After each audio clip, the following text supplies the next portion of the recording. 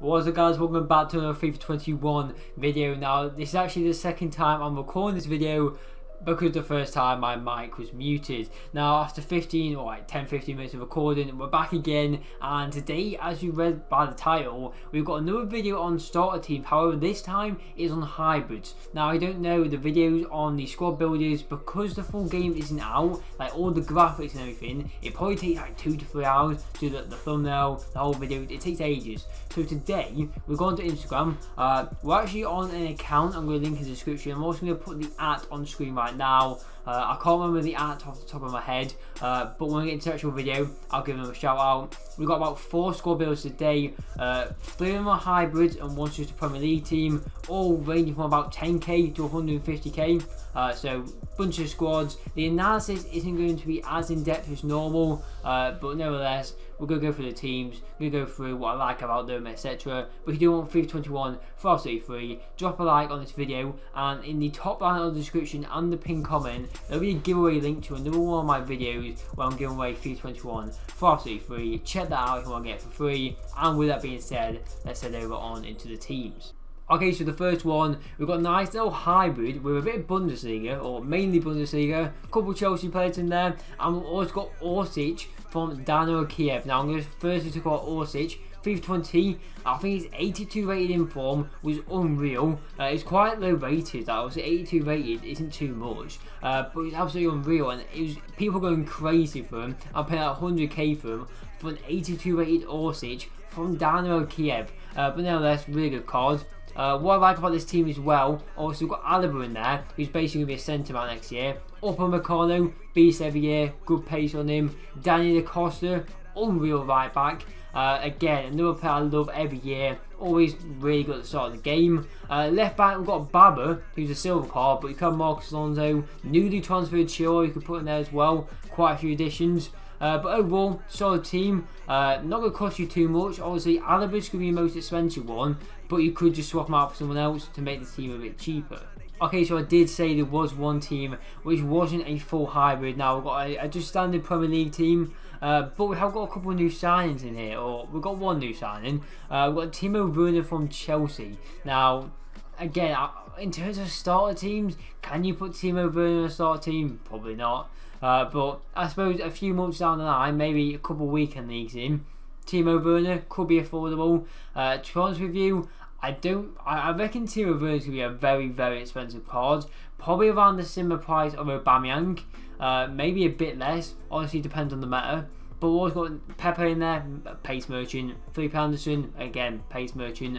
Midfield's a bit meh. We've got Jay Links in there, basically Messi. So it's just basically insane midfield because we've got Jay Links in there.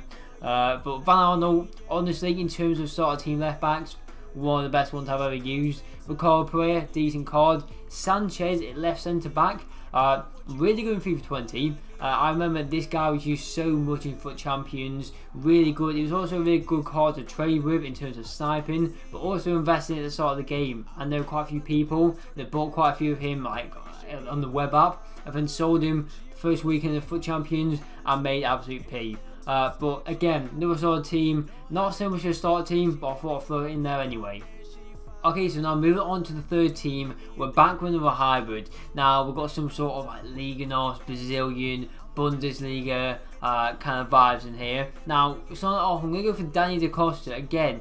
He's in, I think he was in the first team, I'm pretty sure. Danny Da Costa for me, one of my favourite starter team right backs. I think he had a, I want to say like a, is it a foot swap? I don't even know. He had some sort of like, I think foot swap special card. And honestly, incredible right back. Danny Da Costa, he's just well rounded. Again, he could basically play CDM if you really want him to. But solid right back. St. Just at left centre back. Now he's a silver in FIFA 20. Whether he remains a silver in FIFA 21, who knows? But again, I hope he does, because he will be one of the best silver centre backs on the game. Opava as well. I'm going to put a picture on screen right now. He's an MLS silver centre back in FIFA 20. Him and St. Just as a silver partnership will be unreal. And if they both remain silvers in FIFA 20, I might just have to make a team with those two in. Maybe even like Van der Sar in goal, linking them up with the icon links. St. Just left centre back, Apara right centre back, be unreal. Also, again, midfield very well rounded. Gabriel, I put him in a few starter teams before. I think I put him in my one for FIFA 20 for my League Nos team. Texeria striker, solid striker, really fast, really pacey.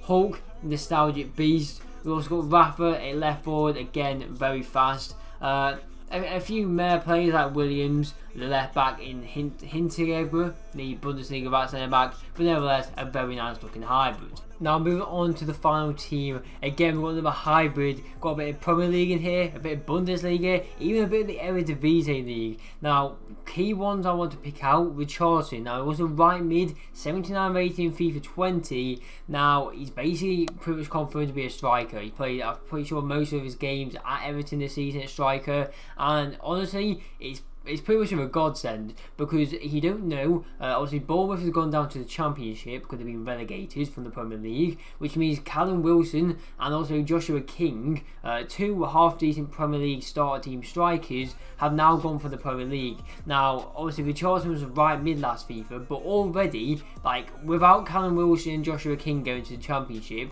I would say that already quite like a low supply of Premier League strikers for like starter teams. Obviously got Lacazette, Aubameyang, Aguero, but all of them, they ain't getting your starter team. We needed some more cheap, good Premier League strikers, and with Richarlison, he's going to be that man this FIFA, I reckon. I also think he could be one of those players which, as you see, as people are going to play for the Champions the first few weeks, I think he would definitely rise in price.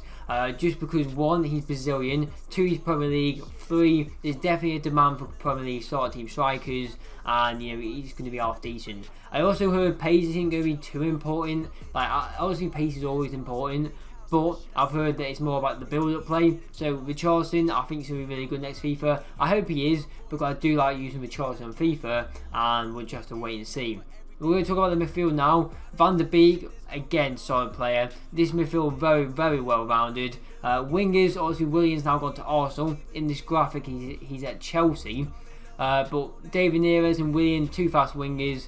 Love to see it. Fullbacks, again, very fast, what you like to see. Tagliafico, however, in FIFA 20, it was quite expensive, like 7,000 coins, 8,000 coins, all because of hibernation. So if he's used again hibernations, he could be quite expensive fullback. But obviously, for this team to work and to get him like 100k, we do need him to stay at Ajax. Now, Chelsea have gone out and bought Ben Chilwell, so it doesn't look like he's going to Chelsea. Hopefully he stays at Ajax just for the purpose of this starter team, but we'll have to wait and see. Now, moving on to the two centre-back partnerships. And for me, the Bundesliga and French for centre-backs and partnerships is absolutely worthy of a combo. We've got Upamecano at left centre-back, and at right centre-back we've got Konate. Now, both of them are the ideal starter team centre-backs. Both got tons of pace, both got decent physical, and both got decent defending. For me, in terms of like the six main stats on the front, pace, defending, physical, or I look over a centre-half. Again, height's a big one,